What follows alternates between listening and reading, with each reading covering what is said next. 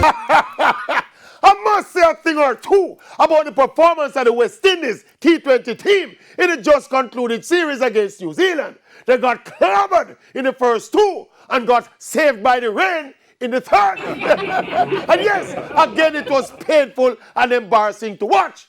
And while the West Indies batting and fielding were ordinary, the killer was our bowling. By far it was the worst performing aspect of the team. They could not defend 180 from 16 overs in the first game and went for 230 odd in the second. I think the selectors are making a mistake with the construct of this T20 team. We have some of the most destructive batsmen in the format, with Andre Russell, Dwayne Bravo, and maybe Chris Gayle still to add to Pollard and Pooran, etc.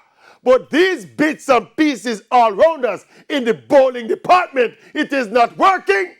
We need to get more of our best international bowlers into this T20 team. Right now, our test team is riding on the potency of the bowling.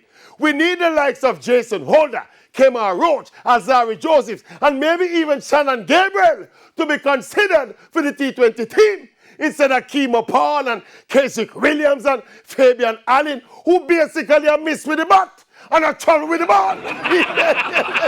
We need to handle our business before trying to defend our World Cup title next year. Now, as to whether or not it will work,